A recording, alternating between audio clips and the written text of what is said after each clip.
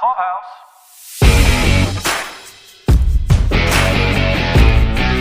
Jill, ask them what they think about supervillain. That sounds better to me. More exciting. Do you prefer saving America? How about saving the world? Nope. It's saving America. Welcome back to Podcast V. This is for the first and second episodes of the fifth and final season of Amazon's The Boys. This is Paul, joined by my friend in Austin, Kat. How are you doing today, Kat? Good. How are you? I'm happy to be back. 2 years. I'm glad to have you back. I'm glad you responded positively when I said, do you still want to do that? You're like, yeah, I still want to do that. So I was really happy to see that. Yeah.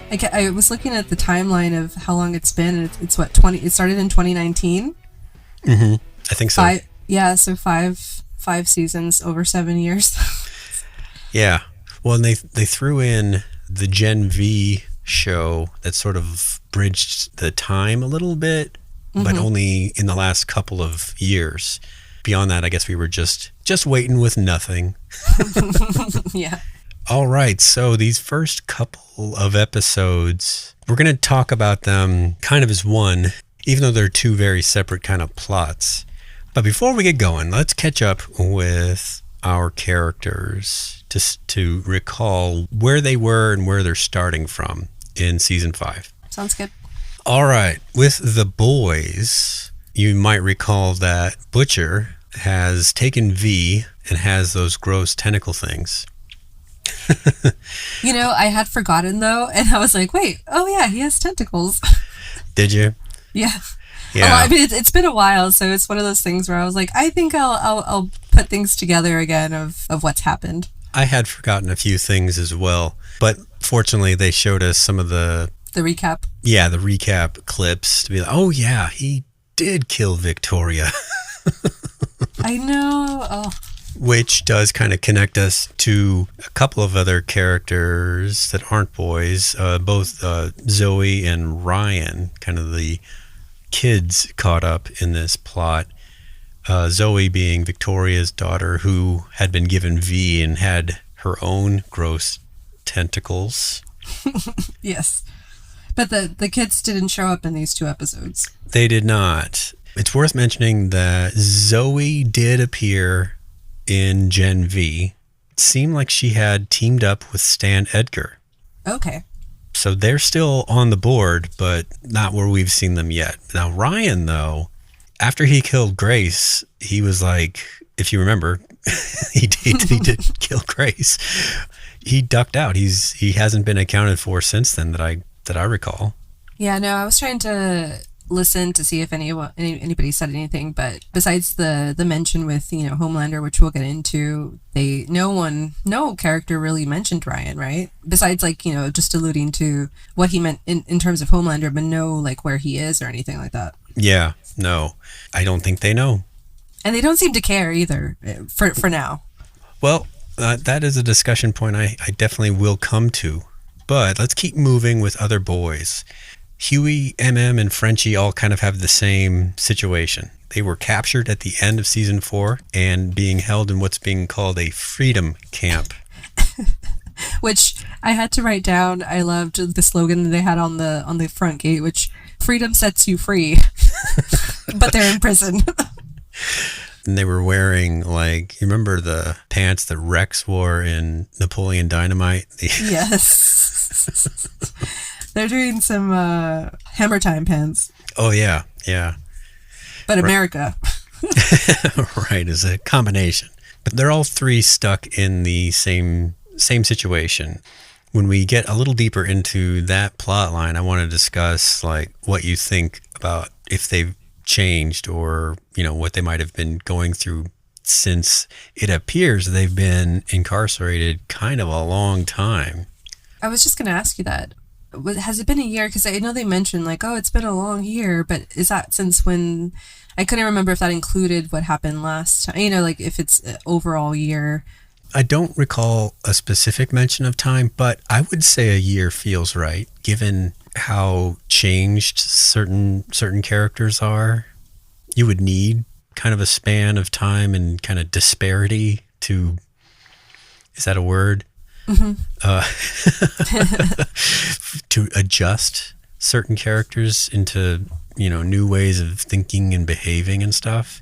And they really felt like they were, like Frenchie was, already doing his, they were doing deals and stuff, and they already had like, I think it wouldn't have been just like a couple of months of the stuff that we're probably going to get into, but like they have done. I really felt like they lived there for a while.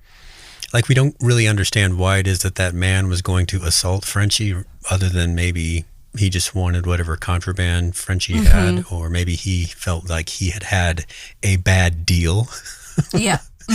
But having Huey just take that guy out, I mean, Huey was pretty not accustomed to violence when this whole thing started, and was still very, the guy who just had his mouth open during a fight.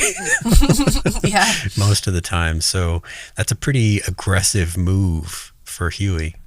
He's really like, seems like a different, his arc from the first season to now. It's just like, yeah, he's ready to go. Kimiko. What a big change for Kimiko. She was also captured, but just sort of off screen. She had sort of an adventure of escaping and apparently winding up in Manila. Yeah, that was interesting. I was like, why Manila? And why make her talk? How did you feel about that reveal? Like, after all this time of her not being able to, and then all of a sudden, would you have wanted that to be more on screen, or like, the progress of that? Or are you okay with this? Like, oh, it's last season, like, let's just let her talk. I'm kind of mixed in that she's providing some comic relief, and I think that this season's going to be even darker than before. However, I thought she was more interesting not talking. Yeah, I felt bad because I was thinking the same thing throughout these episodes. But I mean, it's not our fault either. Like, we've known her as one thing, and then this is like a major change. But I did like when, I think it was the second episode where they're fighting, or she's talking to Frenchie about something, and it's like getting really like they're kind of really getting into it, and she sort of reverted back to her her like sign language, which I think was really true to like a language like, like I know when people speak a different language and then like they're trying to like say something really complicated or it's really emotional, and then like they revert back. So I felt like that was a cool little, like, she's not just completely, I think she's still getting used to her voice and still using her sign language. But I don't know, it's a little weird. I don't know if I'm just supposed to like, I'm like, how much did I miss, or how much did I don't remember? I was like, when did this happen? But to your question though, I think seeing it, I mean, I would have liked to have seen it, but I understand why they couldn't show it to us. It was just sort of like off mission for what they need to do to wrap up the show. But they gave us Kimiko pretty early on, so we've seen her go through quite a bit. It's not like she was just some, recent addition. So having her make a major change, like not being mute anymore, and just sort of like explain it, like, I learned to talk, Yeah, after I think it's one of those like Game of Thrones things where at the end of the like they were like just traveling from Westeros. You're like, wait, it took 3 seasons early on, and now you're like, just easy peasy. I think it feels like that, where I wouldn't have minded her talking, but maybe like not so fluent, or if it can just be a little bit more. I don't know why they felt the need for her to talk at all. Like, we were fine without her doing that, but it did feel weird. It took me a little while to get. I'm still getting used to it. Maybe it'll pay off sometime later that she needs to talk. I don't know. Yeah. So then the last boy is not a boy, it's Starlight, and she was not captured. She flew off. Did you get the sense that she is the leader of the Starlighters, or Starlighters are just doing things in her name and she's just sort of bearing the weight of, when they get caught? And maybe she has her own little cell, like they show at the beginning of this episode, those men that help her put the Flight 37 footage on the screens at the shareholders meeting. But do you think she's actually running a nationwide terrorist ring, or do you think it's something else? Yeah, it didn't feel that way. Yeah, it just feels like she's bearing the responsibility, because I think she does like that. I think there's like these Starlight people kind of, using this in her name, but I don't think she's like really heading it, unless like there's meetings that were not being shown or we could assume throughout this time that she's been on the outside and the others have been captured and all this, like she's been, going around and like people who are on her side, for the movement or whatever, like they've been doing little missions and things like that. But I don't think she's like full on like a home, like how Homelander's doing his thing. Speaking of Homelander, if you don't recall, he kind of took over everything.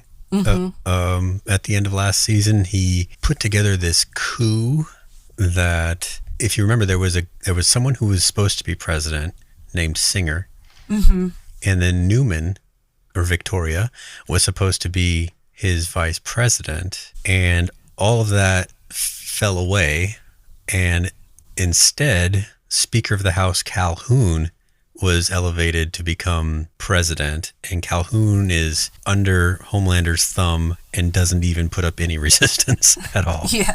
Yeah. And also it was so funny to see Ashley as VP. Yes.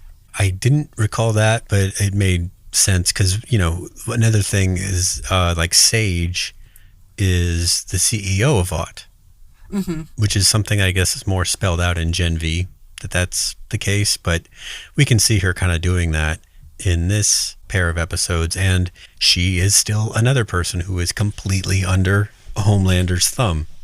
Yeah, I do have questions about that, but I think I'll wait. Yeah, about Sage. Oh yeah, we'll get to her in a second. Homelander, though, we've seen him do a lot of pretty unstable things, and we've seen him be fairly, narcissistic. We've seen him talking to himself and regarding different aspects of his personality as different entire personalities. But these couple of episodes really seem to zero in on paranoia. It's like he wants people to love him, but also do it freely. Like they just love him because they love him. And he would know that because they wouldn't be nervous around him or, or show other kinds of devotion. Yeah, I feel like these two episodes really, like, they're very Homelander. It's all about Homelander, I guess, in some ways, but, like, it's about him really wanting, like, every little bit, like, anyone he sees, like, gets, like, attention, but, like, attention that is, like, sincere. He's like, oh, but why can't they do that for me? Like, he has a whole thing with Huey, where he's like, why do they follow you?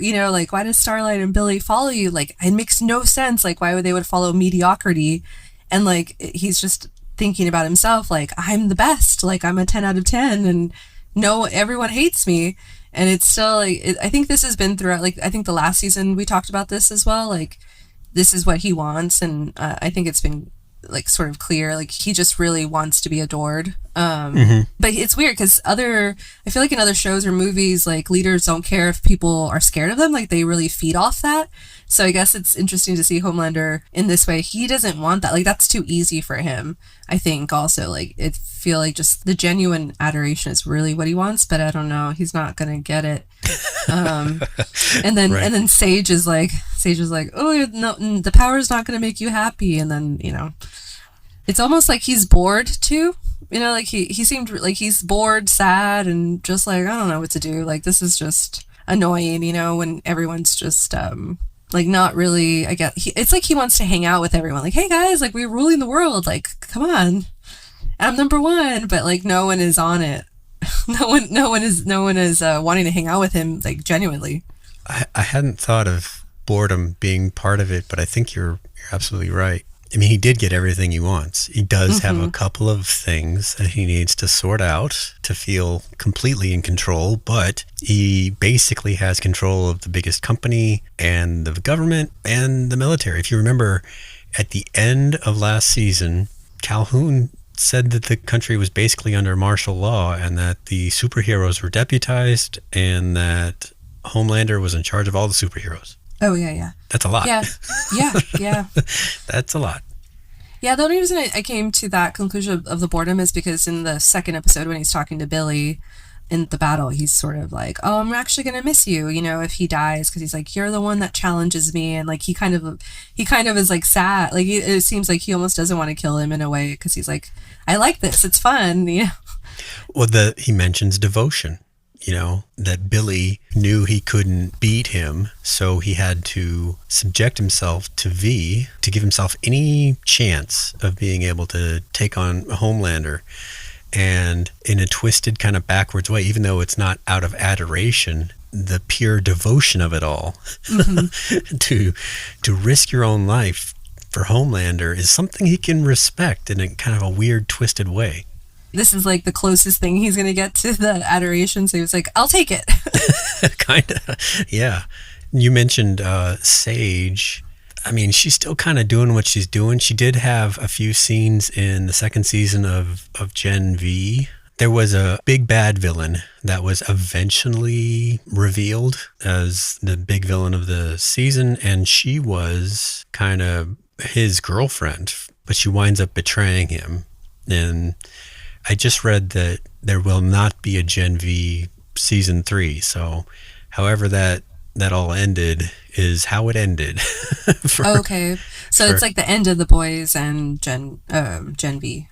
Yes, but there is, I don't know how sure it is, but there are really solid talks that there's a Soldier Boy spinoff. Which is a question I have for the second episode when we get into Soldier Boy's part. Yeah, I don't know the timeline of that because Soldier Boy could be now. Could be before or right. Early on. Mm-hmm. Exactly. But Sage, she's just hanging on. A lot of them, a lot of the 7 are just kind of hanging on deep. You and I had been talking about, is Deep a potential redemption candidate? And I think by the end of last season, we were like, no. And I think the beginning of this season just confirms that. Yeah, he's just there. All I was thinking in this 2 episodes in regards to Deep was that, man, I hope you have a really horrible death. Like because he's going to die, right? Like I feel like he has to die. And I was I wonder, because now he's made it to the 5th season. And I was like, if they really keep him on to like the very, I was like, it has to be really good. Like I hope it's not just going to be some stupid thing or it can be stupid, but it needs to be a good stupid. Like maybe all the fish turn on him and he, eat him. But like, I don't know. That'd be an interesting irony. Yeah. Yeah. Something Octopuses, like that. Octopi. Rally. Because he treats him really horrible. Like when he tries to go and, do his mission or whatever. And he's like, I tell you what to do, and to the shark or whatever. So I do think like that could be, abusive employer kind of thing. Yeah.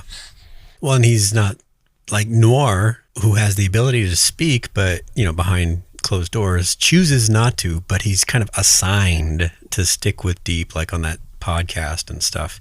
Mm-hmm. I'm not overly interested in Noir anymore, but he is still there. He is still doing his thing. If they tell him to go kill somebody, he'll go do it. Mm-hmm. As we saw at the beginning of this episode, or the first episode, when he figures out that Starlight is there, it's interesting that Starlight could take him. Yeah. Both the Deep, the Noir, like the people around Homelander, if you think about it, it's sort of we're feeling like Homelander in a way where we're like, like, you know what I mean? Like that's how he probably feels, where he's like, no one's cool. Like they're all just like Firecracker too. Firecracker too. Like she can't produce milk anymore. So like her use, and then she's also scared. So that kind of turned him off, like in that when they like met. And then after he had just said like, why is everyone scared of me? And then she's like, her heart's beating. So I just feel like, as opposed to like the first season where, there was Maeve and other people like that, where like, it just seemed really cool, like a cool crew. Now he's just like, man, there's like no one around. Like even the people who he has under his, like in the 7 it's lackluster. So, and the characters feel that way. Like this is like kind of not the cream of the crop that's left. And that brings us to A-Train, who I think we can assume that he was never publicly disavowed. Yeah, from the I mean, spoiler, but the funeral that they had like a very public funeral for him, like in the 7, the Vought. So I was like, oh, I didn't realize, because I guess that would have been too embarrassing, right, to say that he kind of turned his back on Homelander. But I will say that I was sad when A-Train, like I think he's had the best arc of everyone, like, the way he started in season 1 to like the last season, and then even this first, like it was really compelling. I really liked what he did in like the first episode, and then I know it ended badly, but I liked that he was like, oh, why was I even he was telling Homelander, why was I afraid of you, was laughing in his face, even though he was going to get killed. So I feel like that was a really good end for his character. The arc there, I mean, yeah, there were some highs and lows throughout, but the story started with him, Mm-hmm. And he chose to make a different choice, and it cost him. You know, Yeah. he could have run right through that girl, just like he did in episode 1, all those Yeah. Oh, I hadn't years even thought ago. about that. It was a full circle. Oh Yeah. my God. Yeah. I have totally missed that. Yeah. Which makes it even more compelling. But he tripped. Mm-hmm. Homelander caught up to him. But, like you just said, his fear had diminished, even though he knew he would be killed right then. Mm-hmm. To die laughing at him, that may stick out in Homelander's memory. And it was interesting too to see him not in his gear as opposed to Homelander, who's, you know, in his full on, and it almost made, it was so funny because he looks at him and tells him like, oh, you're just a loser, you know, like it's so, because he's just dressed up costume, you know, like he's probably thought about this a long time as he's been running, and it almost felt like he maybe knew this moment was always going to come and he had already made peace with it. So it wasn't anything new for him. I don't know, like I just felt like he was so at peace with what happened because he knows he's a good or he felt like he had kind of redeemed himself, and then his brother had told him, you know, like, oh, I'm so happy to see you like in this way where you're saving people now and not like doing what he was doing. So I just feel like he was okay with going out and trying to, you know, at least do some good. Maybe he was thinking that if he doesn't save the boys, which is what he showed up to do at the end of the first episode, and it was Huey that he really saved. But if he doesn't show up and do that and draw off Homelander from killing everybody in sight, then they'll never have a chance. He may not know about the virus. I can't remember. But maybe he set up his brother's family to be safe enough for a little while that if the boys can do their thing and take out Homelander, then they'll be safe forever. So it was a gamble, for sure. We don't know how that's going to end.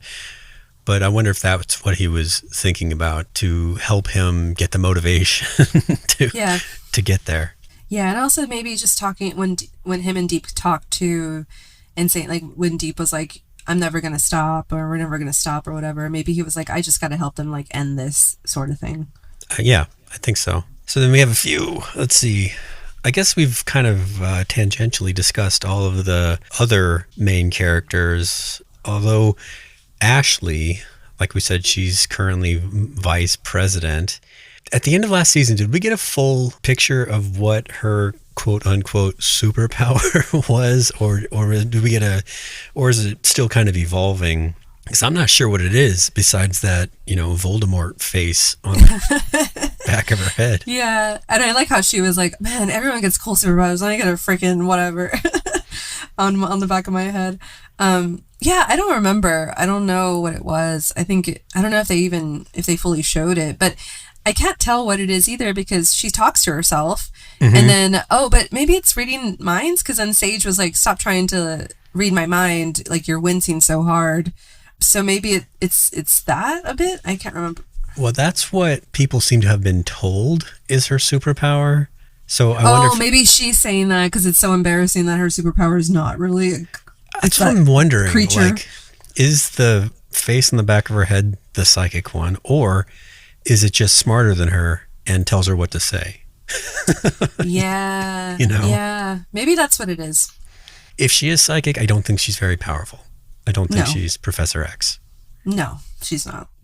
But Ashley sort of, I mean, I think she was sort of like the last season she was sort of like she's always been fearful of Homelander and stuff, but this year, like these first 2 episodes, I think she's really like, what are we doing here? You know, like when she's like, we got rid of everything, you know, like all the Starlighters and everything, and like, okay, like I think she's sort of you know, so I feel like she's one to watch where she might turn. I think she's going to turn at some point. It seems like she's going to be in a position to make a decision that will mean helping or not. I don't know what that's going to be, but I think you're right. I think there will be a moment when she can be something. Yeah. rather than, I mean, she's just kind of in survival mode, so you can kind of understand, like, the reason she took V was because at the end of the last season, Homelander put her on the list of employees to be purged. Yes. So she was like, I got to do whatever I got to do. I think also she made some sort of comment in the episode with at A-Train's funeral, like, at least he died for blah blah. So and I know they had a lot of in the previous seasons, they would interact a lot and they would kind of talk through these things of like, why are you doing that? Blah, blah, blah. So I feel like maybe since he died and she knows that, he probably died, he had escaped and everything, that maybe that's also going to be sort of what she looks to, when she's kind of continuing to go through these things of like, what is happening? And maybe she'll eventually get to where he was, where he's like, I don't care anymore if I die or not. Like, fuck it. Yeah, that all sounds right to me. All right, let's move to talking some about the first episode. It was called 15 Inches of Sheer Dynamite. I have no idea what that's referring to exactly. I mean, I can, whenever references to things that are inches long comes out, it always seems like a dick joke, but perhaps since that episode did feature love sausage, it is a dick joke, but he's got way more than 15 inches on him. Yeah, definitely more than that. All right, so like we talked about with the camp, this is an internment camp rather than like a work camp, but still not anywhere you want to be. And there's discussion elsewhere in these 2 episodes about needing more of these camps because they're kind of lowering the bar of what it takes to get put in one of those camps. Just liking a post winds up being enough. Yeah, and the president's like, okay, we'll do it, because he's, just a puppet. So it's sort of like they're going to do more of these. They got to get more Homelander sweaters, made for all these camps. Yeah, exactly. Well, like the first few seasons seem to be more about like corporate satire, like kind of all the shit that Vought does to market superheroes without them actually being very super. Now it seems to be more political satire. And I know that we've kind of shied away from getting too deep into assigning, what they're talking about to one side or the other, and I'm fine with staying that way, but it's getting to be undeniably political in what they're trying to show here. We know what the camps are probably referencing and everything, and then the Vought shareholder meeting was very clearly like Homelander, and then now that they've also introduced, we haven't talked about Ashley's sort of husband, that's like the pastor, which is Daveed Diggs, which is awesome. Right. And I looked at his name. The character name is O Father, which is I had to look it up too. Yeah, which is so, and he's so good. But to be honest, I was really excited to do, to obviously I want to watch this last season because I like finishing the seasons of, all the shows I start. But I was a little hesitant because it's been 2 years and a lot has happened 2 years in, the world. And so I was like, and I had kind of seen a preview of what it was going to be. And it had already been leaning like that in season 4. The first time I watched The Boys, the first season, it was like fun, crazy fun, whatever, like there was some of the, like, they were making fun of the corporate stuff, but whatever. But then this one, it almost felt like, oh, it's like a little too, whatever side you're on. Like, I was like, it just felt too real. Like, I was gonna, like, why do I want to watch this if it's like something that we watch on the news, So Right. In some ways, and I was like, okay, let me just get over it. And then once I watched got over like the first, it started, I was like, okay, yeah, it's not too real. But I did hesitate a little bit because it's really on the nose with some of the stuff that's going on.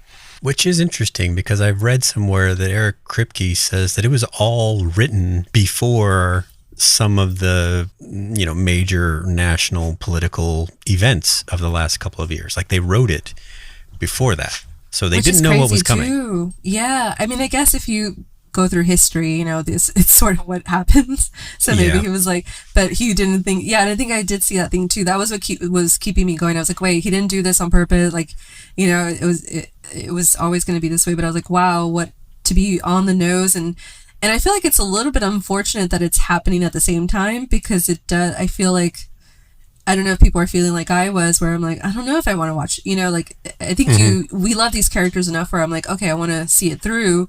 But it does feel a little like, especially with like, they're talking about AI as well. So it's like, and the TikTokers and the influencers. And I was like, oh, like it really is like, I mean, obviously it's a fiction on there, like superhuman, and that's not in our world. But I don't know. It was a little, how did you feel about that? Did that kind of take you out of it a little bit, or is it too on the nose? Well, it did feel on the nose, but then when I read that it was written before some of this stuff, then maybe it's more like, say how they had the Jet Streak and She Line rounding up alleged starlighters in the second episode, right? Mm-hmm.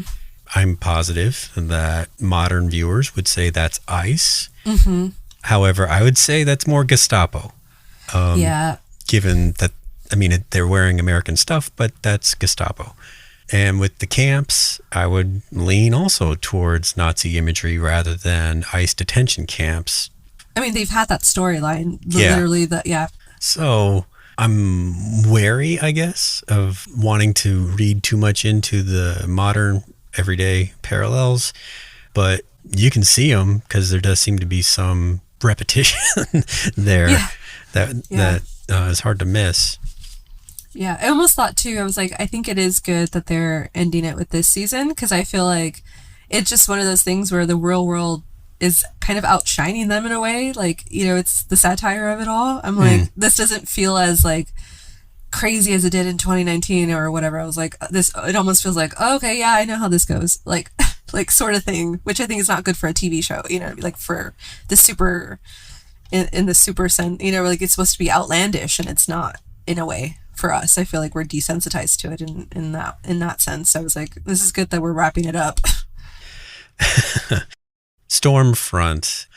It's interesting to remember, like, she was brought in to show like she was a hero that was, you know, quote unquote hero that was really invested in social media, and TikTok wasn't a thing yet. And that's how long ago that was. Yeah, and then I remember that's one of the things too where it's funny because Stormfront, even Homelander was like, oh, because you know she was wanting to do more of like the Nazi thing and do more of the like one race kind of thing, and he was like, oh, I don't know about that, like, because he really just wants to be loved, you know, and like get rid of people like that, and like he was like, I don't know. And then even with Soldier Boy, like Soldier Boy was so crazy that he was like, wasn't that it? Like he was like, no, we can't handle that either. Like, yeah. It's weird when like it's been even too much like their ideologies, whatever they had for Homelander. Right. Homelander's bias seems to really just be like, people are ruining my party. Like, yeah, it's kind of him and everyone else, and to another extent maybe Soups and everyone else. Mm-hmm. But not racial. No. And he's only going along with that whole thing because he needs to keep the front. But it's funny that I was like, that's why when he sort of, I'm sure the Soldier Boy stuff came up, I was like, wow, you're really desperate. Annie, Starlight, appears in this episode. What did you think? I thought she was a very changed character from last season. What did you think when you saw her like vaping alone? She's really sad. I think she's really feeling, I think, the weight of everything that has happened. Like she's done, but more so like it feels like what she hasn't done. She feels like she just feels like, man, I need to save everyone, and feels responsible either way, like when bad things happen. And yeah, it's just funny when Kimiko was like, man, you smell like a Wingstop bathroom or something. I don't know what she said. It was so funny. And she's kind of really seen the vape. And the thing that made me laugh too was when she was watching the podcast clip of The Deep. So it was sort of like you would think like, why would Starlight be, you know, wasting her time like watching The Deep, like you're giving him any attention, but that's how like far of a rabbit hole she is. Like she's hate watching, like it's sort of like the doom scrolling. So I was like, wow, she's really in a bad spot if she's doing that. So I don't know, it feels like she's lost hope, and like she doesn't feel like she like these two episodes of like when they're trying to do the virus, you know, inject the virus, she's like, oh, I don't care, like, you know, she doesn't really care like who she's testing it on, who she, you know, she just really, I think, wants to get to the end game, which sort of feels like how Billy is. Like she is a version of Billy, like not that far gone, but like where I think she doesn't care what happens to her because she kind of she wants to end her pain in some way. Oh, that's what I was going to ask actually, but you hit it. It was, do you think she's ready to go through with it and die for this? And all the indicators are that she's feeling like there's a greater good, and if she dies to serve it, then she's okay with that. Yeah, Billy brings it up to her. She's like, oh, because she says, oh, they were bad. She knew where they were, like the camp was, And Kimiko's like, oh, you knew all along. And then Billy's like, oh, she was like, oh, they were safer there or whatever. I was keeping an eye on them, but and then Billy's like, no, I think I know why you were, she was trying to avoid like having the conversation with, telling Huey everything that's happened. And then when Huey and her are trying to talk in the episode, they avoid it, like they just like hook up, but it's because she didn't want to talk about that stuff. So, as opposed to we have like the other couple, Frenchie and Kimiko, who they tell each other everything and they're very like open about all that stuff, and then they get through it together. And I feel like with Huey and Starlight, they're not having that sort of connection because they're such in different places. Like Huey has hope still. He's always had that little bit of hope. His hope kind of, it ebbed and flowed in the seasons, but I do feel like he continues to like have that hope, and he's sort of like trying to bring her back to that, but it seems like she's just telling him like, oh yeah, but like I feel like deep down she's gonna pull something, like doesn't really care to stay alive, like, and if there's an opportunity for her to sacrifice herself to help them, I think she will. Very different from the Annie we met, punching the bricks in her mom's house at the beginning of the show. I mean, she comes off as sort of jaded, sort of defeated even. Mm-hmm. Every time a Starlighter cell's taken down, she's a little bit more chips away at her. And I think the physical nature of her relationship with Huey, given Huey's personality, for a guy that's been locked up for a year, I'm sure that's great. But but on the other hand, I think it's going to wear thin. Like he's a talker, Yeah. And I think it showed where she was when when they hatched their plan to save them. Billy says, hey, you got to save Frenchie first because he has the virus or he knows of, what can kill Homelander. And she was actually okay with that and said like, okay, yeah. Like instead of saying like, no, I got to save Huey because Huey's vulnerable, or like that's the way she would have been in previous seasons. And it was telling that she kind of was like willing to leave him there while she saved, she saved Kimiko and Frenchie, and even he was like, hey, where is she? Like because he wasn't used to her doing that either. It was always like she would have been, or he would have been like the first priority for her, and the fact that he's not anymore, I think that's a little that's not good for Huey, but it's also I think not good for Starlight because she's kind of lost her way, where like if Huey was the one thing that she really, really cared about, and it feels like it's sort of like, oh, she's even willing to kind of lose that. I think you're absolutely right. And that moment of choosing Frenchie, Kimiko only got a ride because Frenchie was holding her. Yeah, she wouldn't have cared about Kimiko. She was just focused on the mission. And that's telling, too, that Frenchie held Kimiko because he wasn't going to leave her, Yes. He's devoted to her. Like in the next episode, he admits, he figures it out right up front. This is science beyond him. He cannot figure out a way to save Kimiko from the virus. So the only thing that he thinks will work is distance. Mm-hmm. And he's willing to do that with her. She's not, but he is. Which was really sweet. Yeah. So in the intervening year, it seems like there might have been a few changes with Huey, Mother's Milk, and Frenchie during their time incarcerated. I would think the least changed would be Frenchie. Yeah. But did you notice with Mother's Milk, I think one of the biggest indicators of change for him, and this is maybe slight, is that he was an OCD neatnik.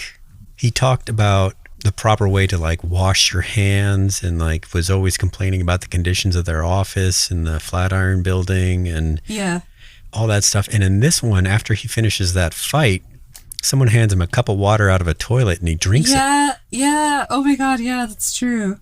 He's just sort of like, yeah. He's depressed probably, where he's like, whatever. And he is sure they're all gonna die. Yeah, it feels like a lot of these characters have just accepted, like they've just been beat up so much that we're all gonna, like, it almost, they all feel a little bit defeated in a way. They're starting to convince me that they're all gonna die. Yeah. Well, A-Train, he had done bad things or whatever, but it was a good sign, at least for the show wise, because I hate when they don't kill characters off. So I was like, okay, cool. Like, you're starting off with a bang, killing him the first episode. So I hope I do feel like I was like, maybe that means that. And I thought Mother's Milk was actually going to die in the first episode. Like, I thought one of the boys was going to die in that episode. So I was shocked that none of them died.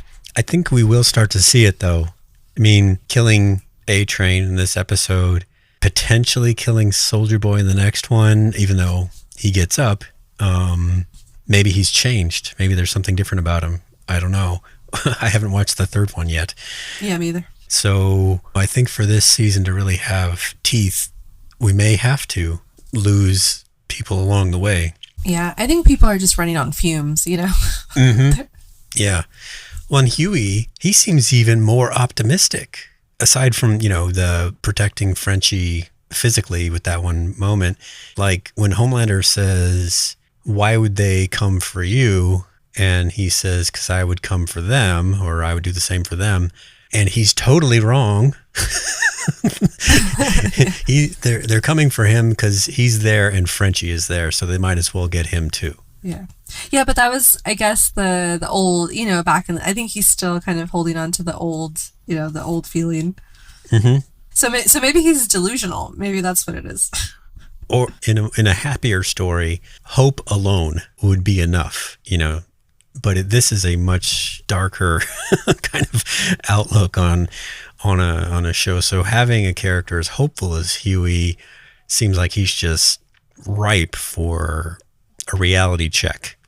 And I do feel like that's also the thing that Starlight has to deal with, because I bet she thinks like, Huey's that kind of guy, like, if they kill Homelander or whatever, and they could just go back to like, quote unquote normal life, that he would be okay. Like he would probably be like, okay, guys, let's go, they're gonna have a house, and like, he would like fall into that, like everything's fine, like nothing happened in the last 5 years or whatever. And I think she wouldn't be able to do that, and I think that also she knows that. Like I think she probably has thought ahead, like if we actually do complete this, she's not like, oh, me and Huey will be together. I think it's like she wouldn't be able to go back to like some sort of normal life. And I think that's different than like Frenchie and Kimiko, that they know that they've been through the shit, and they're gonna deal with that, but they're gonna go have a good life too, but they still take their demons with them. And I feel like Huey's doesn't confront those, like he kind of, and then I think that would eat up Starlight. So I don't know if he's sort of like hasn't dealt with all of that stuff, and he's just trying to be positive for himself because that's the way he's going to survive. Mm-hmm. And then it all catches up to him later. Or if that's just, that is kind of who he is. He looks at the positive, but he's at the worst. Like he said, all these things have happened. He listed out all the things that happened to him, to that lady in the camp. It's like, see, like, it's, and I'm still here, so I don't know, maybe it's sort of like, he was just like, what else? Everything else that can happen is probably, I've already been through it. So like, it's okay. I don't know. Well, that is a completely different outlook than everybody else. Than like Starlight, which is going to be really oppositional, especially in a relationship, if they're like not on the same page about it. Yeah, it's going to catch up with their relationship, just a completely different outlook. But they're kind of in the trenches right now, so it's realistic that they don't quite have the time and energy to really suss out those underpinning feelings, but they're there. Yeah, and I have a feeling that she probably thinks they're not going to make it, where she is going to have to deal with it later. You know what I mean? Like in that world that I just created. Right. Yeah, so she's probably like, let's just have fun for now. Like in that way, with like not even needing to deal with it, because she's like, we're probably not going to make it any longer. Let's move our discussion on to the stuff that happened in the next episode, which was really about testing the virus. I guess I want to start with Butcher and discuss him in this episode and the last. And I'm starting to wonder about the nature of V. I don't know why he needed to stop by and kill his dad. Do you know why? No, I don't. It was kind of a weird segue that didn't really go anywhere, right? He was going to kill his dad? Is that what it was? It was kind of... Okay. Yeah. When they hugged, that was him releasing the tentacles through his dad. Oh, yeah. Okay. Very subtle, but you could hear sort of a squishing. Yeah, that's weird. Yeah, I don't feel like, why was that necessary? Is V something that corrupts no matter what? Or maybe is Butcher so far gone in his connection to humanity and his pursuit really of killing Homelander that they needed to show us him killing his dad to let us know he's gone. There's not much Billy left in Butcher. It's just Butcher. Mm-hmm. He doesn't really seem different, but it was like, I mean, yeah, he's a little bit more Butcher, but it's also because all the people he loves are kind of gone, So, I mean, it makes sense where he doesn't care, and then his only care is like getting rid of Homelander, who is responsible for all of this in his eyes, and also the soups. But yeah, it seems like a really weird throwaway scene, but maybe that was the intention, but I feel like we didn't need that scene to know that he's far gone. It seemed cruel. Yeah. But now that you mentioned the cruel part, I do feel like it should have been something where he was so, like, the dad is so insignificant because of, his relationship with him that he's kind of like, you kind of leave him off, he's dying of cancer, like he said ass cancer or whatever. And he was like, I hope it hurts when you shit and stuff like that. Like, yeah. You would think that would be enough. Like, I would leave him to be tortured by that, but so it does seem where he's like, no, well, let me just take care of it on this segue to like the bigger picture. Even the dad was like, why are you here? Like, kind of thing. Right. Because he wasn't like, oh, I see you've come to get me. Like he did not see that coming. It sounded, I mean, the way the dad was so resigned, it seemed like he was a guy that knew he had weeks at most. Mm-hmm. So what's the point? Why not let him have the weeks? Yeah. Yeah, but it does show maybe he is sort of like, let me just go. He needed to like kill something, maybe, if that's what we're trying to assume, that maybe the V is just, taking over and they weren't on the mission yet. So he's like, let me just segue over here and kill my dad.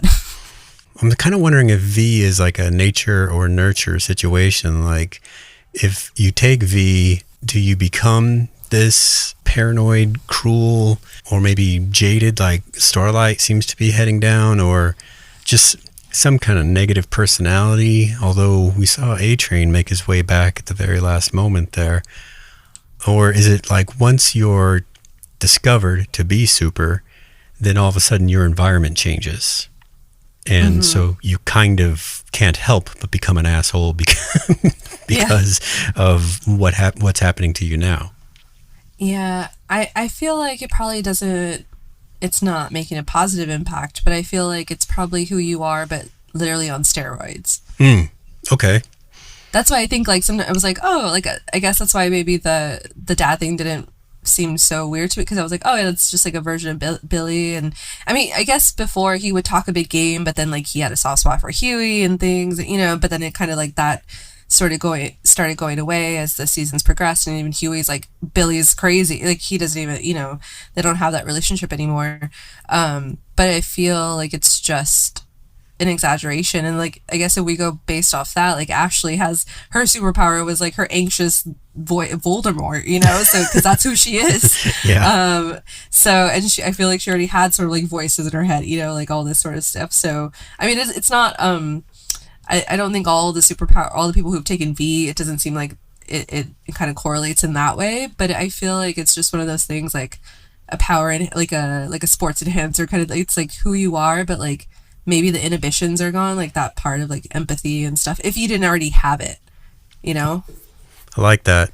When you were speaking, it reminded me of kind of like the people who hide behind the anonymity of the web to say vile things because they know it's like their superpower is no one knows who they actually are. Yeah. So no one's going to show up and punch them in the face for saying something that offends lots of people. Yeah, because I mean, Huey took V for a little bit, and he was starting to get a little crazy, but he came back from it. So I feel, because Huey, I think we talked about how he's super positive and stuff, and I think maybe long term it could have gone down like a really, but I feel like he would have fought it because who he is really, like he would have remembered who he is, like his trying to get back to the happy, you know, hopeful kind of thing. And I feel like Billy's always been kind of down and whatever. And I think Starlight too, like she suffered like when she was younger, like her mom and stuff like that. So I feel like that's why they're going down that bad path, you know, because they already have that kind of thing in them, just enhanced. If Billy's conflicted but worse nature to go through with releasing the virus takes place, I mean, there's a lot of unknowns. Like the test in this episode didn't really conclude how virulent it is. Like, does it just come out and wash out over the airwaves and anybody that breathes it in is exposed, or is it more confined than that? They weren't sure. That's why they put up those little cellophane wraps around the door and all that. But this whole thing started with Butcher's desire to get back at Homelander regarding Becca. And then once he discovered Ryan and Becca sort of put Ryan on him, then Ryan became his mission one way or the other, whether it was helping him directly or helping him by getting him away from Butcher. But now it doesn't seem like Ryan is anywhere in his thoughts, especially given that this virus is very unknown. Butcher seems ready and willing to die for it, but he might be consigning Ryan to dying. I guess he doesn't really care about Ryan. Or, I mean, because again, like he has been a lot of talk in the past, you know, and he has fulfilled some of the stuff. That's why people are like, oh, we don't trust him. But maybe if Ryan was in the vicinity, you know, or if he finds out, you know, that it's like airborne or whatever, maybe he would think about it. But maybe because he's out of sight, he's not thinking about him so much right now. But even Homelander's not even like, he hasn't mentioned anything about like, he seems to only be worried about himself, you know? So I don't know. I think Ryan should stay gone. I feel like Ryan will play some sort of role in the upcoming episodes, and hopefully it adds some conflict to I mean, there's lots of conflict, you know, with the plan to release the virus, but in general, we argue against things like genocide, and that is what he's proposing, to knock out one guy. He's willing to genocide all soups to get Homelander, and that's a pretty extreme outlook. And he's gotten a lot of people to agree with him. Well, I mean, he has made it known, I think, throughout, like, that he doesn't like he's never liked soups, you know, like, and he's even said, like, you know, to Starlight and stuff like that. So, like, I think it kind of softened a bit, you know, as they were going through the seasons, and maybe he was like, oh, maybe not all, blah, blah, blah, but maybe, again, maybe because of the V and stuff, and just knowing, like, maybe he's thinking, like, I shouldn't exist either, so, like, I'm just willing, like, we all shouldn't exist, sort of thing. Or maybe he's just like, there's no way that they can coincide with any soups surviving. Maybe he's just like thinks they're all gonna be corrupt, or, you know, something's gonna happen, so he's just like, it's better if we just get, like, let people be rid of us or something. But I like that, but he might not have factored Ryan into the finality of that decision without Ryan kind of being there in his face about it. Yeah. I feel like there's going to have to be something. I mean, Ryan needs to come back, and they need to face both Homelander and him need to face. And he was a big top, you know, Homelander kind of is just burying that part right now because, you know, obviously Ryan left him. But I think if he comes back, it's going to be a big, and I feel like maybe it would be the thing where, I don't know, maybe Billy will want, especially if I bet Ryan's grown, because, you know, kid actors grow so much, so I wonder how big he is. Yeah.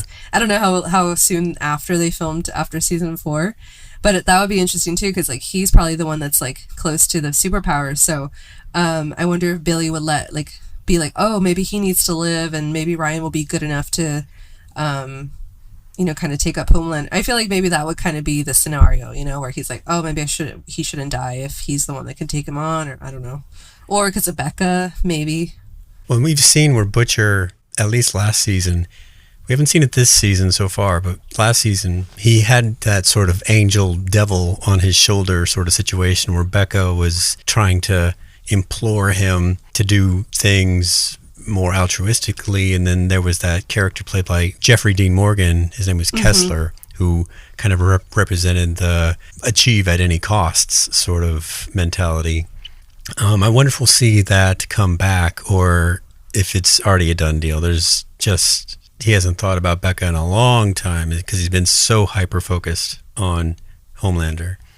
Maybe it's because he used to have Becca in his head, and you know how things didn't work out. He wasn't able to take out Homelander, so maybe it's one of those things where he's like, I need to, maybe subconsciously or consciously, he's like, I need to just shut this down, like any of that empathy sort of, because to get this job done, you know, because like the bigger goal for him is taking out Homelander, and I feel like maybe that's his thinking is like, if I take out Homelander and the Supes for humanity, that's something that is overall like a good, positive thing in his mind. So he's like, I don't need to be nice to any, you know, like he's trying not to think about the details of it, because he's like, just that goal itself should be the kindness to, or the goodness that, you know, good versus evil kind of thing. And he needs to be able to, I think he also is taking on the responsibility of like, it's been tasked with me, so I need to get it done no matter what.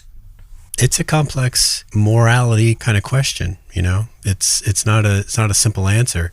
And there is conflict within the team, even though they do decide to go ahead with the testing and meeting those characters. Their names were Rockhard, She-Line, and Jetstreak, and Countess Crow.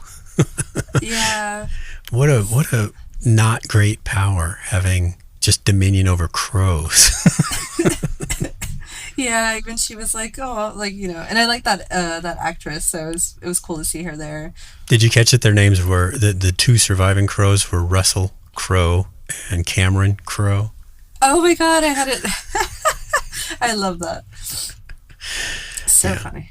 Yeah. But it was just crazy because you would think like, are you even old enough to know who those are? That's like a deep cut. Right. I'll let it slide. And I think maybe in the tradition of The Boys premiere night, having some kind of really gross out moment, I think the Rockhard and his situation of yeah. molten ejaculate. Yeah. I was like, oh my god. I think that so counts. Funny. Yeah, that definitely counts. It was so, and then even they were like, oh my god. But I was like, well, it's sort of, I was just thinking it's lava, you know? Right. Yeah. Just think of it as lava that he had caked himself and he couldn't leave. Right. Yeah. Right. Oh my god. It's so funny. It was. So with the testing, you know, everyone's there, even though they don't want their own Supes to go down, at least not yet, but they are all there in on it. Maybe they needed some sort of security to make sure that once the whatever that team was called, it was a kick something. Once they left, Kicks. Teenagers, or well, the episode's called Teenage Kicks. Teenage Kicks. Then I'm confusing things. But Kicks. I called it in my notes. It's Kick's house. Oh yeah, it felt like it was funny because when she was there, it's sort of like the influencer house. I think they're alluding to, of like how they put influencers will like all get shacked up together and like just make content. So I feel like that's what they're doing. It did seem more like that than actual superheroics. But the two of them were out there rounding up people guilty of, you know, liking tweets and things. And they did seem to have some moderate superpowers. I mean, the one guy could fly pretty fast. I don't know what else he could do. And She-Line seemed like a cat-themed, lower-powered Kimiko, but without the healing. And she coughed up for balls. Yeah, well, and she also used a giant litter box. Oh, yeah. So funny. That's God. Pretty gross, man. Yeah. Pretty gross.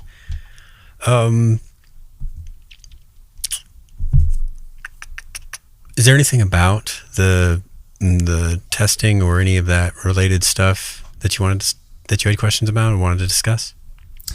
Well, I think if we want to touch on Soldier Boy's return, okay, because that kind of ties into it, where it's funny that, you know, he had the cryopod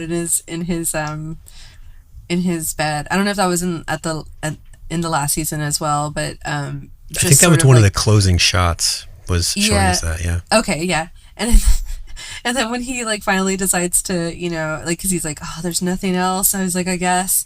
And then he comes out, and then it's just, I think it's really good because I love Jensen Ackles, who plays Soldier Boy, and he's just such a great sort of counter to Homelander because he's so cool and like, good look. Like, I don't know, he's just like the cool guy, but he's crazy. Obviously, Soldier Boy is like crazy, but he has such like the bravado and stuff like that. And he was like, wait, you brought me back for what? Like, he was even like, this is stupid, sort of thing, just kind of highlight. And then even Homelander is like trying to be cool in front of him because obviously it's his dad too, like, so he's just, that whole thing was funny. But it also felt a little like when he goes on this mission and stuff, and I don't know, it all felt a little like low state. Like I was curious as far as like Soldier Boy, like why he decided to go on this thing, like I guess he has no other choice or whatever, but just knowing what happened and like when he was there last time, it felt weird for him just to like kind of like, okay, I guess I'll go on this. But they weren't very explicit about it, but maybe the thought process was he doesn't want to go back into the cryogenic pod, and he doesn't want to try to fight his way out of the tower. So he's being offered, he doesn't think number 2 and the 7's very important, but he doesn't want to be go down in history as a, what do you call it, a feckin' the Russian commie. spy. Yeah. Yeah, I feel like that was probably the thing that made him feel like, oh, okay, yeah, I want to be redeemed or whatever.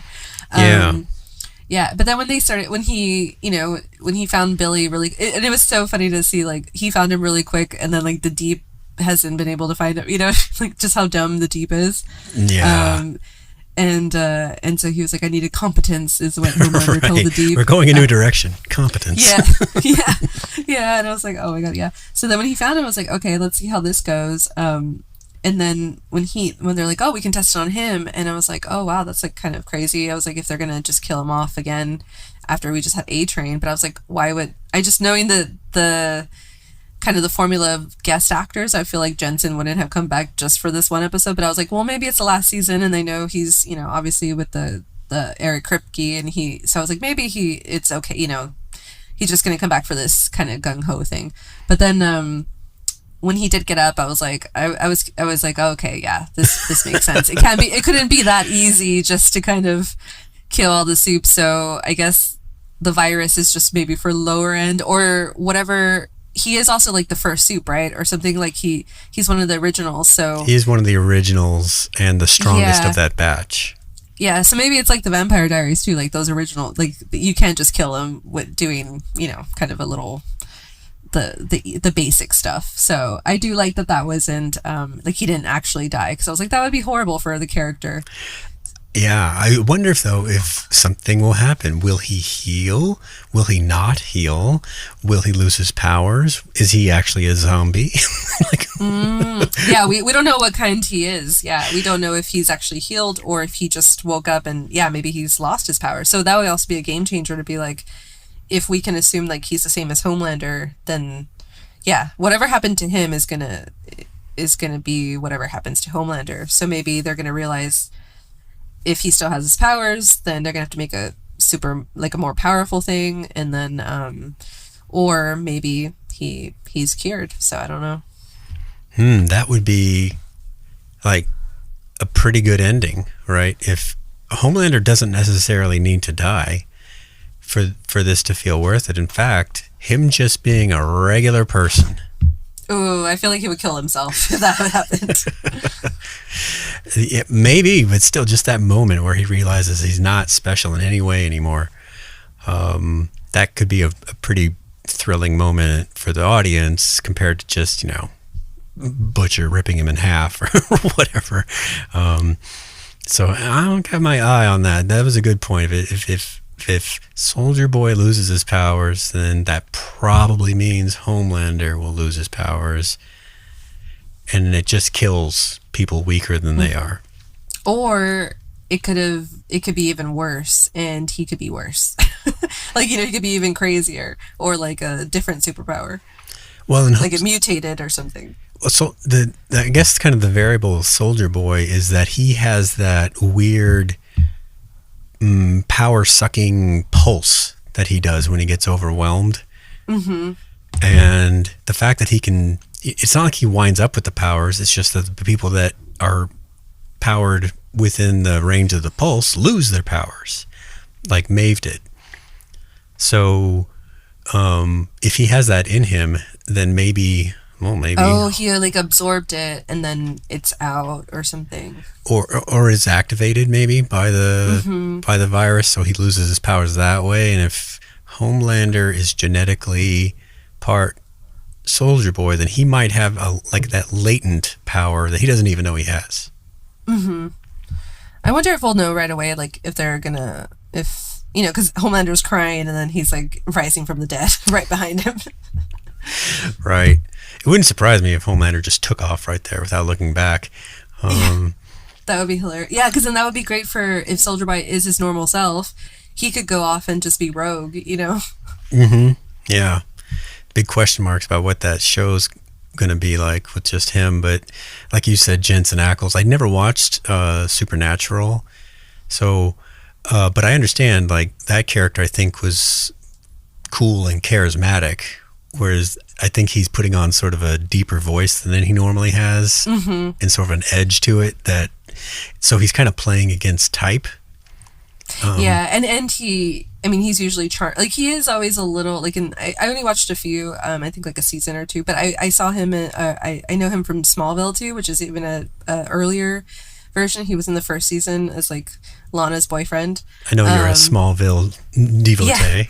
Yeah. So, but he always plays that like, good looking, sort of suave, but a little like, funny and has an edge to him. But here it is playing against type because he has those things too, but then he's bad.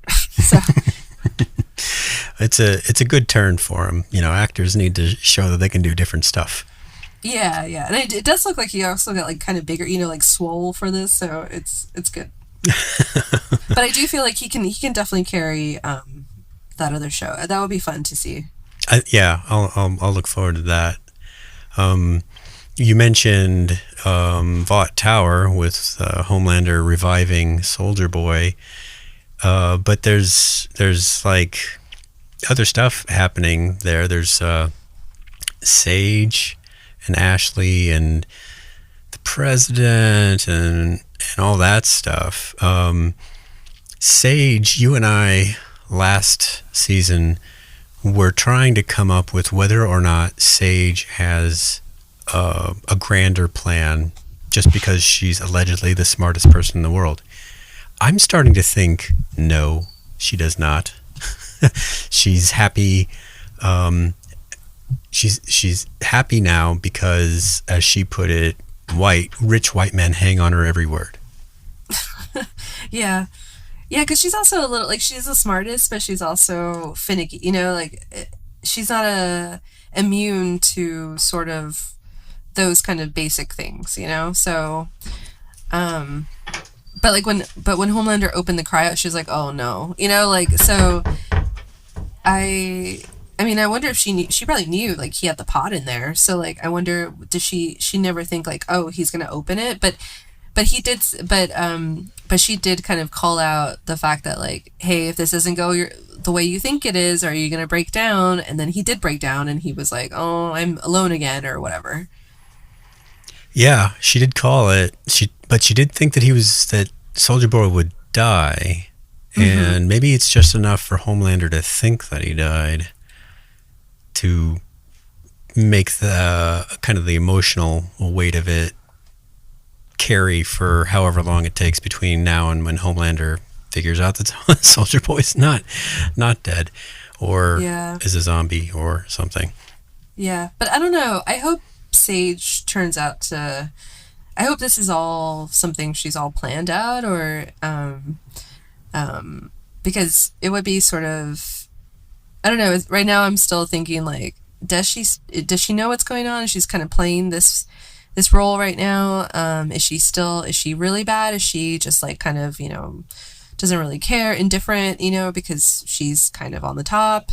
So I still haven't figured her out like Me where neither. where she stands. And I mean, she doesn't seem to be scared of Homelander. I feel like she's definitely like settled into her role and where she is, but I wonder if that's all by design, you know, because I want to assume she is the smartest person, so like she knows what's going on, sort of thing. Or I don't know. It just, because that would be a disappointment for that character if it's just like, oh, it didn't mean anything.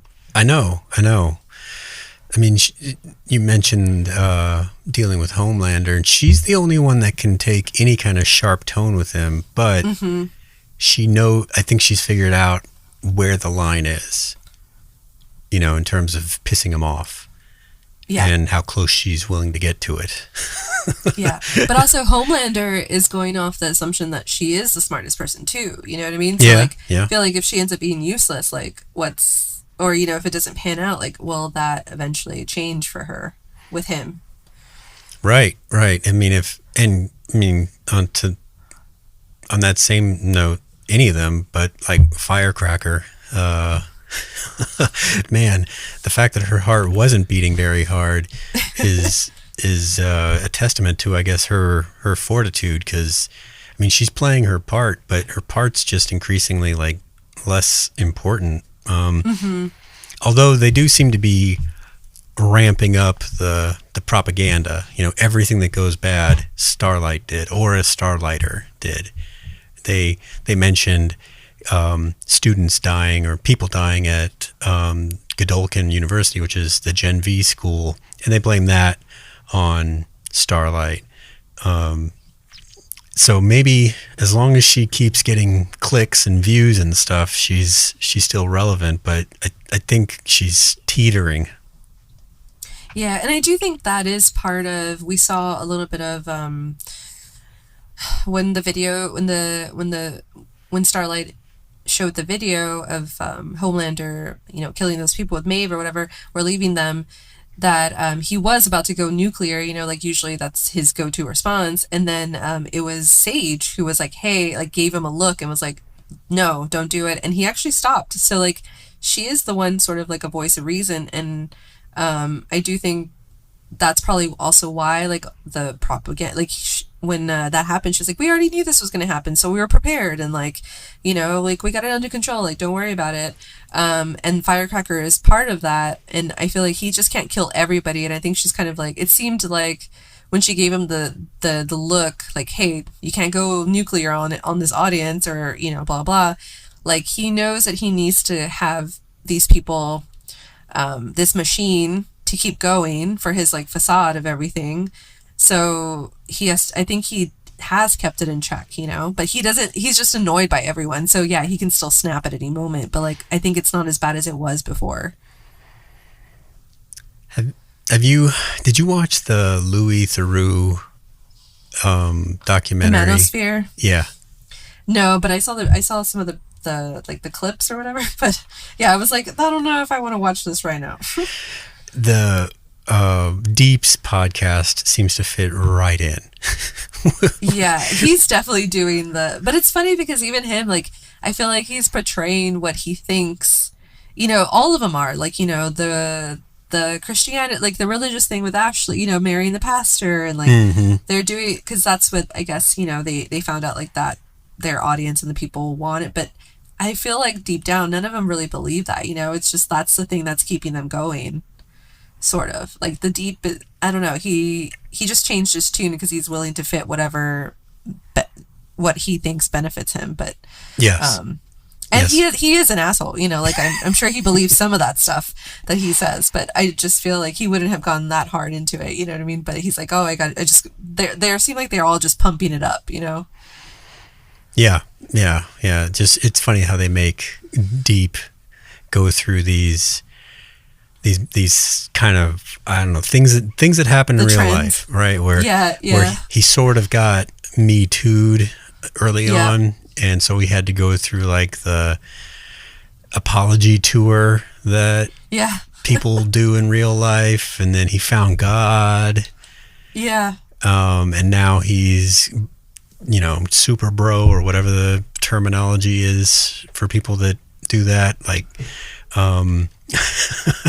he's a useful like conduit of all the the real life stuff. I was actually thinking that when I was watching this, because I mean, I don't like the Deep character, but I think Chase Crawford, who plays the Deep, is doing a really good job. But I was just thinking, like, he also is playing against, you know, his usual type of what he played, like, in Gossip Girl, whatever. And I wonder if, like, I bet it's really fun for him to play this, but also I was thinking, like, I wonder if also he's like, man, I have to say some really, like, horrible stuff, or if he's just kind of like, this is, like, obviously it's satire, you know, like, whatever, but, like, still, you have to say those things. I'm just like, it must, I wonder how he feels, and also knowing that, like, he's not that character. Like, but yeah. I bet it is. He seems like probably a nice guy in real life. One of those actors that's like, I'm sorry I had to say that to you. yeah.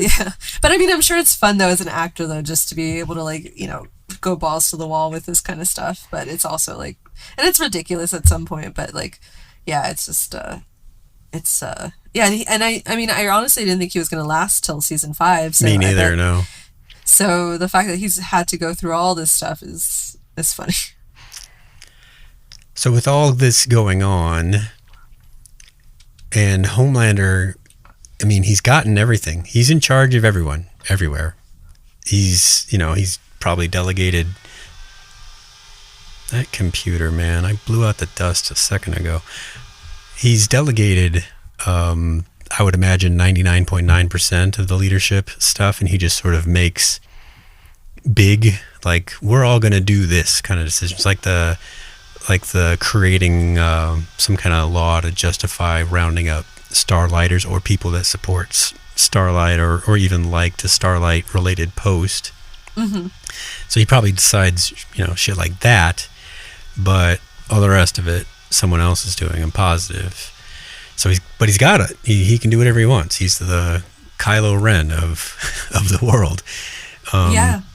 But he's still paranoid. He's still nervous. Like in the A-Train's funeral, and everybody is swaying with the music, and Father is having, I assume his power is something related to audio type control, you know, and I think hearing it when he does that fills you with whatever it is that he wants you to feel, and he wants you to feel like with the spirit, right?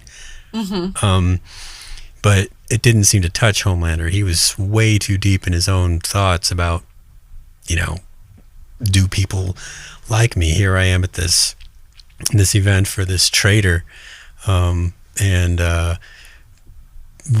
maybe he's thinking, would they do this for me? You know, or I don't know what he's thinking, but because his face was super hard to read through that whole thing. What were you getting from him? Yeah, that was a really good scene, I think. But I was thinking, I do think it was a bit of that. Like I was thinking it was more like, and maybe this was, well, like a few things. I do think it was sort of like, oh, would they do this for me, right? Because everyone was like really into it and really like passionate about it, whether it was like for A-Train or not. Like regardless, it was just like this, you know, show of love or whatever, perceived love. But also it was like, on the other hand, I was like, is he jealous of like God, you know, or something, like, because like that's who they were, you know, even if they don't believe whatever, that's who the pastor, like, Father was, oh my God, it's God and he's the one and blah, blah, you know. And I was thinking, is he jealous that, because he's jealous of everything. So I was thinking, like, is he jealous of this devotion to the God, you know, like whatever God it is that they're praying to. But like, I was just thinking that's what it was.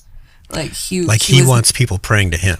Yes. Like, you know, in this world, he should be God. And the fact that they're like now going again, like praying to, like, you know, this whole other thing, he was just like, what the, like, what? Like, and so I read it as that, like, any, like, God gets so much devotion from people, and he was feeling it in that moment. And so I feel like maybe he was upset about that. And then something weird happened when, you know, he had that aha moment or whatever about, like, was it, I think the mom or the lady at the first season or something, his not the it was the creator, or what if she's like, oh, sweet boy, or something like that.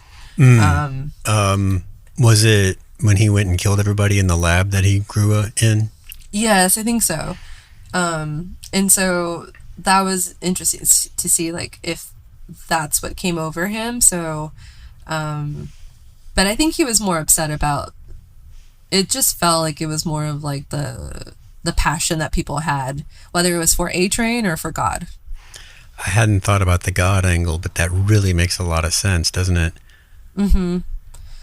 Because he wants to be the God, you know, of the earth, or in whatever way, you know, whatever God represents, if that's just number one, because he wants to be number one.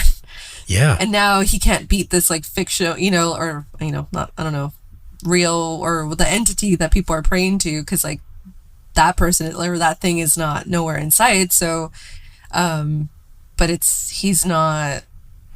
people aren't praying to him or whatever. It's like, Sage said, if you get all the power, you still won't be happy.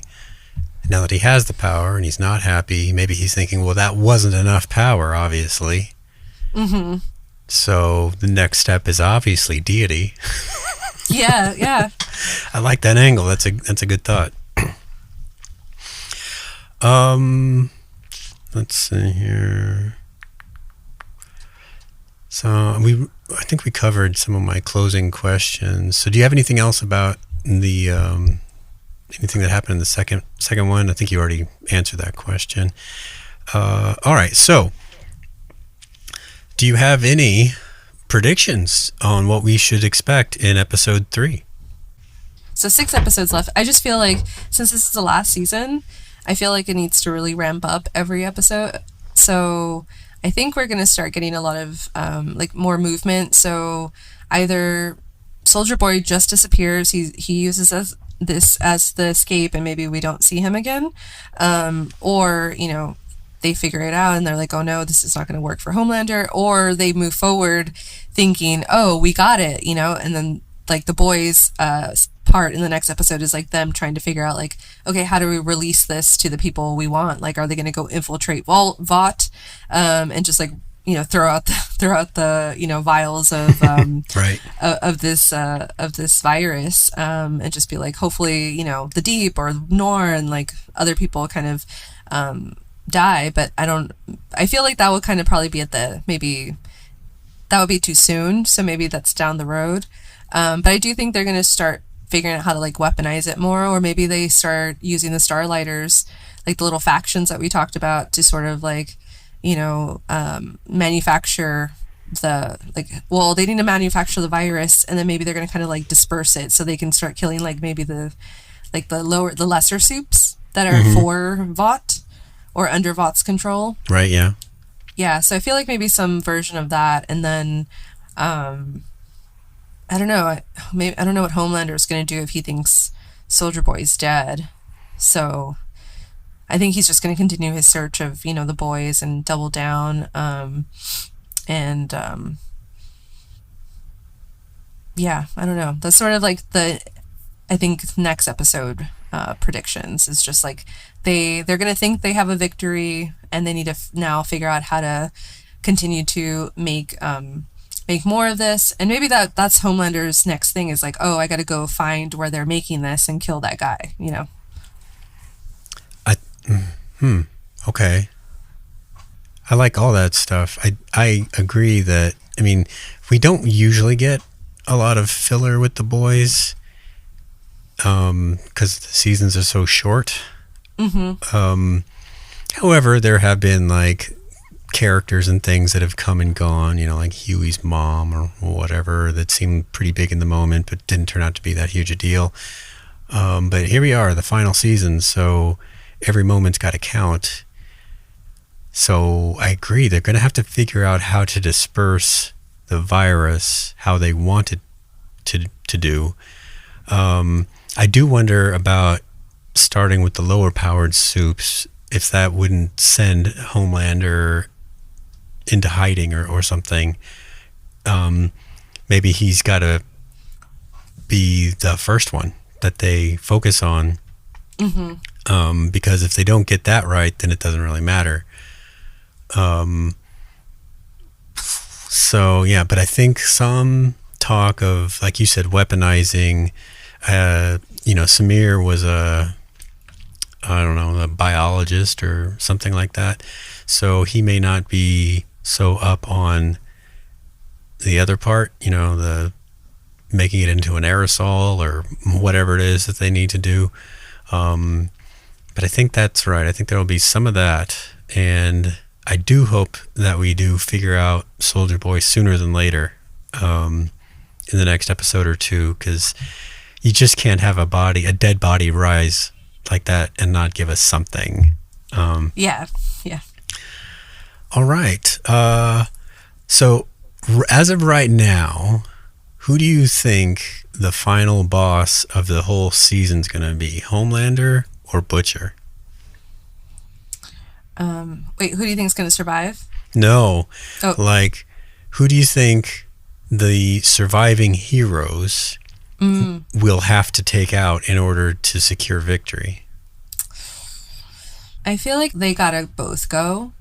And I do think that Billy, if he's still in there, or if it's more Butcher, whichever, I think he really wants to be the one, because I do think he does feel like it's his responsibility, and and also because of Becca and the revenge, and all that stuff. So I think like he wants to be the one to really take him out. But I do think if he continues to act the way he's acting and no holds bar and doesn't really care about anyone else, I do think some of the boys, or maybe most of them, especially like Starlight and won't have an issue killing Billy if it also kills Homelander, or if they're battling together and then they gotta shoot this thing and it's the virus. I feel like they're not gonna. I think Billy would give a nod of approval for that. I think he's already kind of willing to do that. It feels like Starlight and him are on the same page on that end. So, yeah, I don't know. I feel like they would take both of them out. Aha. Good answer. Because it does seem like they could go out at the same time. It's not like it's possible something Butcher finishes off Homelander, but then Butcher, I don't know what is too far gone to kind of rejoin decent society. And also I think, isn't he ticking time bomb? Because Homelander mentioned it in the episode where he was like, oof, you have something like a nest or something in his heart, that he's so effed up from the V and he's dying. And I forgot if he told everyone that he's dying or they just assumed. So that's also why I think he's really gung-ho, because he's like, I don't know how much time I have left because I really overdid it on V.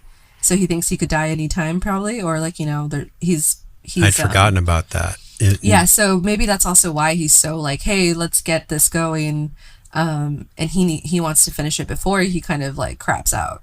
The temp V had given him the sickness, and the real V, I guess, is helping him survive some. But he did have that statement about you just have to embrace the cancer.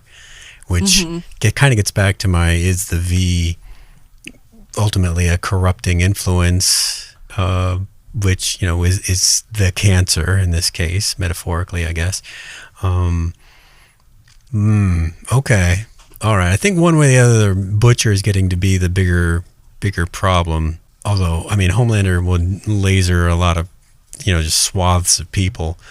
So who knows? But, yeah. Ultimately, well, I think he's a problem in terms because Huey is up there, and I think Huey hasn't lost his humanity and wants to do it in a decent way. So I think if Billy poses anything where it's going to harm regular people, I feel like that's when Huey is going to step in, and then that's going to cause issues too. Because in Starlight, is she going to save Huey if it's going to kill Homeland?